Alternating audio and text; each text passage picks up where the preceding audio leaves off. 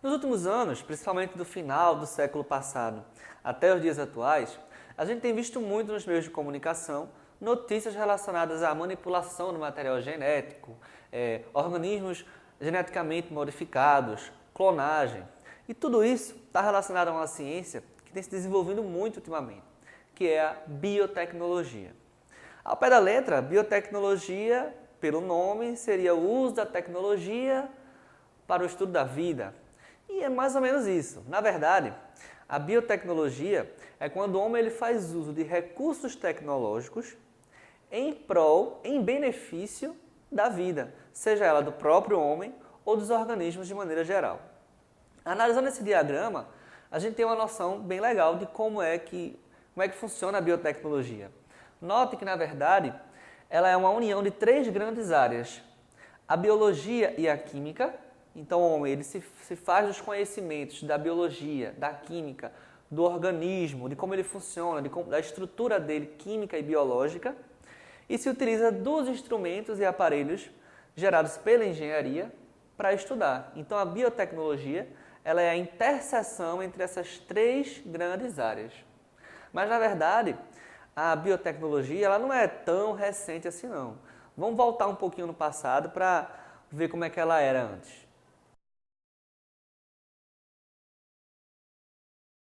Pense comigo, se a biotecnologia se utiliza dos conhecimentos biológicos e químicos a favor da vida, da humanidade, o que a gente pode afirmar, por exemplo, do pão e do vinho? Há quanto tempo eles existem? Há milhares de anos. E, na verdade, para produzir o pão e o vinho, a gente manipula micro-organismos que vão fazer uma fermentação, que vão produzir esses materiais. E isso já é um uso da biotecnologia. Na realidade, a biotecnologia ela acompanhou ao longo da história o desenvolvimento tecnológico de cada época. Então, se a gente descobre um micro-organismo hoje, a gente trabalha com ele e produz o pão e o vinho. Em seguida vem a descoberta da célula, a descoberta do DNA e assim sucessivamente. Não é que a biotecnologia está só ligada ao DNA. É que hoje o enfoque maior da biotecnologia está no material genético do nosso corpo. E é isso que a gente vai ver agora.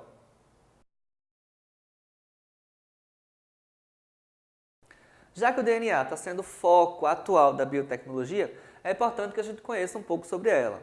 Então, primeiro, o DNA, o material genético, ele carrega todas as características e ele está presente em todas as células de todos os seres vivos. Aqui, para diferenciar, a gente vê dois tipos celulares. Uma célula eucarionte, que é uma célula que possui núcleo organizado. Então, ele tem membrana plasmática, citoplasma e um núcleo organizado. O DNA fica dentro do núcleo. E aqui a gente tem uma célula procarionte, que é uma célula que não tem núcleo organizado. O material genético ele está disperso no citoplasma, junto com as outras organelas. Então, o DNA, nesses dois tipos celulares, ele guarda as características do organismo. Vamos observar agora como é que é a estrutura dele.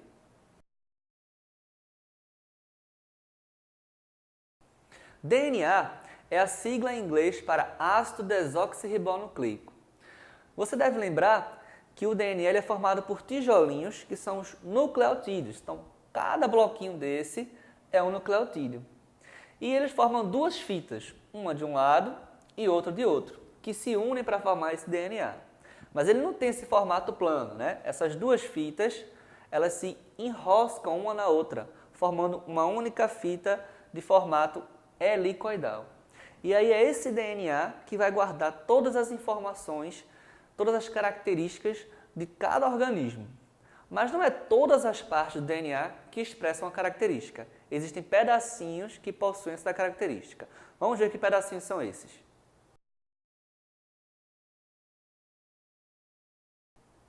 Somente alguns trechos do DNA é que carregam uma informação.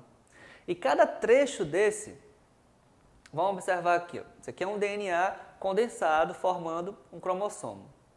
Somente trechinhos, pequenos trechos desse DNA é que carregam essa informação. E cada trecho desse é chamado de genes. Então, são os genes que possuem essa informação. E existe gene para característica de cor de cabelo, de cor dos olhos, de estatura. Cada gene carrega uma informação diferente.